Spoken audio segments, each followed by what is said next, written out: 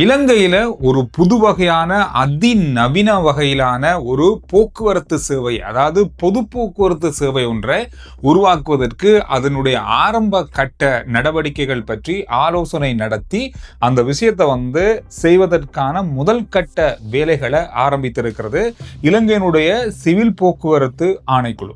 இந்த திட்டத்தின் மூலமா ட்ரோன் மூலமா அல்லது சிறிய ரக விமானங்கள் மூலமா, இதை சிறிய ரக விமானம்ன்றதை விட ட்ரோன் அப்படின்ட்டே சொல்லலாம்.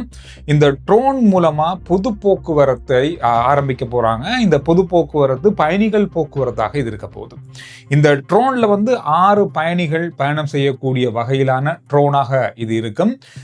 குறுகிய தூரத்துக்கான பயணம், மிக விரைவான பயணம். இது வெளிநாடுகள்ல சிங்கப்பூர், தாய்லாந்து, சீனா ஆகிய நாடுகள்ல, குறிப்பா இந்த நாடுகள்ல இது ஒரு சில இடங்கள்ல பயன்பாட்டில் இருக்கு. ஆனால் முழுமையாக பயணிகள் போக்குவரத்தாக இது இல்லை.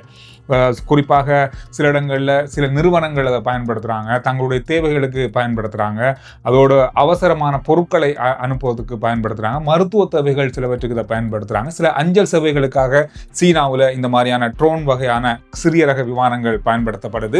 இந்த மாதிரி பல விஷயங்களுக்கு பயன்படுத்தப்படுது. சில இடங்கள்ல பயணிகளுக்கும், தாய்லாந்து, சிங்கப்பூர் போன்ற இடங்கள்ல பயணிகளுக்காக தான் இது ஆரம்பிக்கப்பட்டது. ஆனால் இது முழுமையா இன்னும் எந்த நாட்டிலையும், அதாவது தொடர்ச்சியாக இடம்பெறுதான்னு பார்த்தா இப்போதைக்கு அந்த மாதிரி ஒரு தரவுகள் இல்லை. ஆனா இந்த நாடுகள் எல்லாம் இந்த தொழில்நுட்பம் பயன்படுத்தப்படுது. இந்த சேவை கொண்டு வரதை பத்தி நீங்க என்ன நினைக்கிறீங்கன்றத கருத்துக்கள்ல சொல்லுங்க.